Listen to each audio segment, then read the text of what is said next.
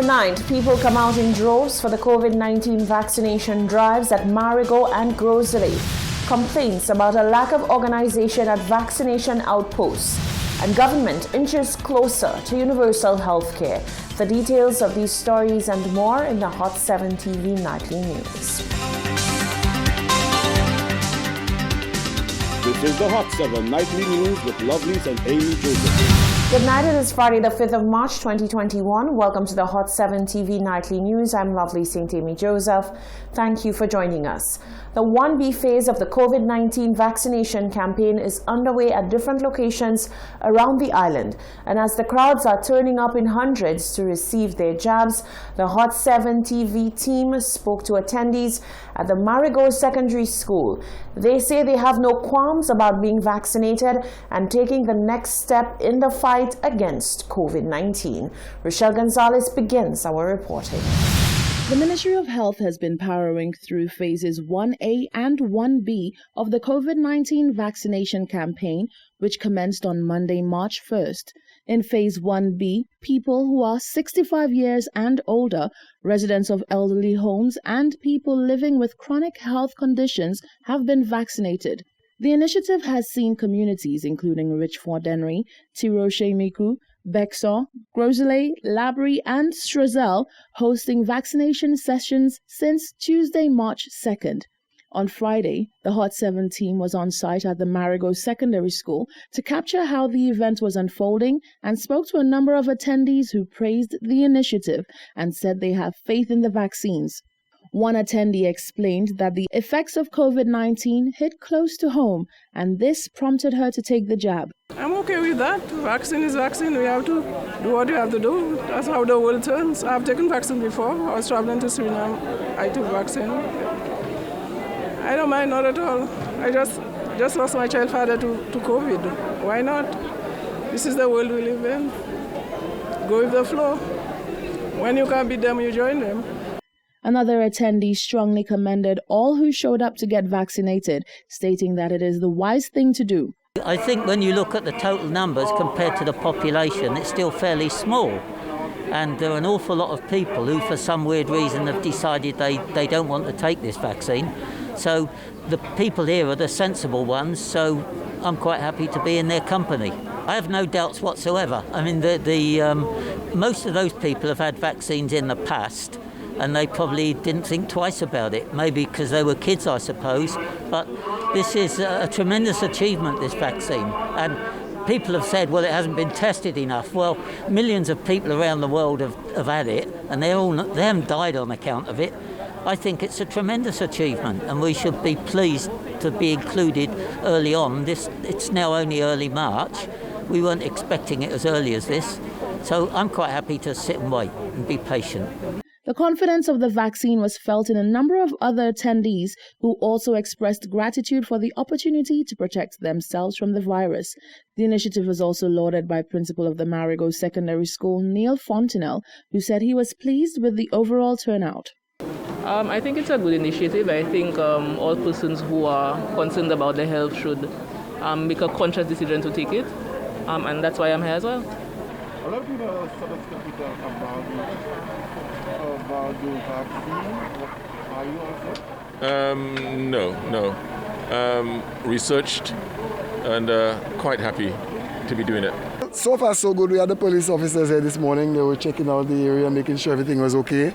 And the people are patiently waiting. We have a concern about the social distancing, but with the crowds that we have that we were not expecting, we're just trying to get them in and out as soon as possible. People are encouraged to pre-register ahead of time for their vaccines via the online platform hmi.govt.lc/ or at the community wellness centers nearest to them. Reporting for Hot 7 News, I am Rochelle Gonzalez. Meanwhile, as hundreds continue to show up to receive their COVID-19 vaccination, the kinks are starting to be pointed out by individuals unsatisfied with the process. The vaccination drive taking place across the island this week has received its fair share of support. However, a number of individuals have pointed out some cracks in the system which have proved to be inconveniencing in an already tense situation. Whilst it is not anticipated that all would be perfect for the new initiative, A number of attendees who showed up at the Marigot Secondary School to receive the Oxford AstraZeneca jabs said proper planning was needed. One attendee expressed concerns for the lack of facilities and resources for the elderly and disabled. I'm very grateful for the vaccine, but the other problem, there were elderly people and they only just realized that some of these people are challenged and they decided to bring them in first. The other problem is no wheelchairs. They should have had wheelchairs to get people into the place. You notice these people were walking with their walkers to get in to get their injections. I think this thing should have been sorted out before. Another attendee said he was not satisfied with the logistics of the system. In the first place, the government gave the impression that they were going to be pre-registering people. And if you're going to pre-register people, one would think that there would be some behind-the-scenes organization of the data that was collected.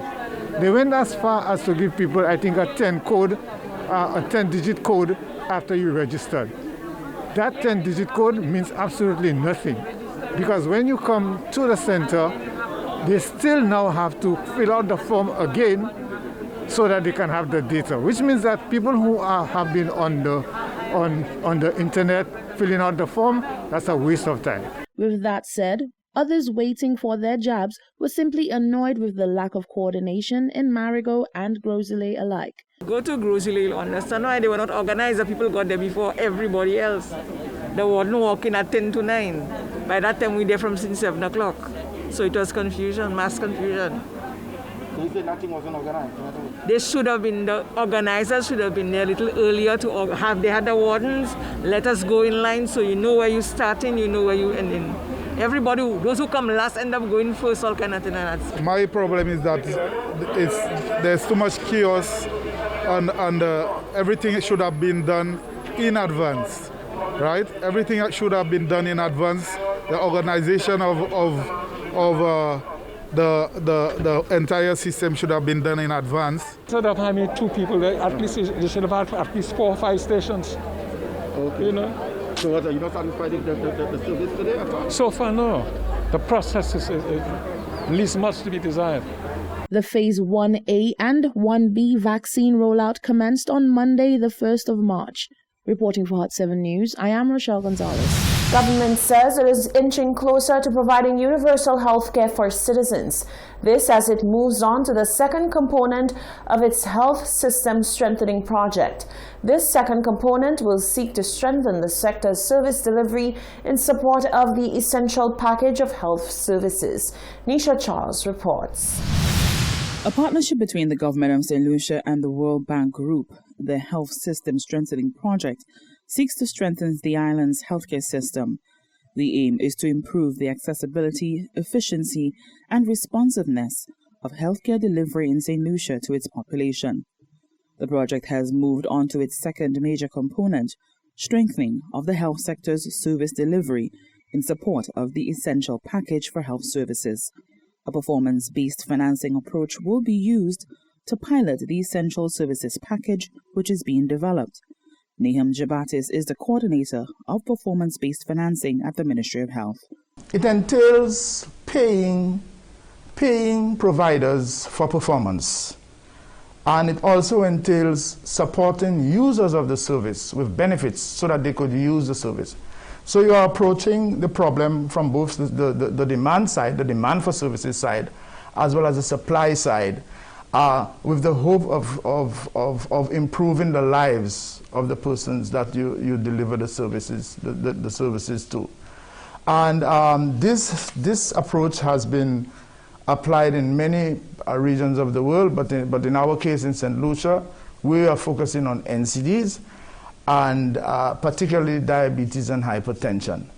The Essential Services Package is part of government's attempt at providing universal health care for all St. Lucians, which includes developing the package as well as financing it.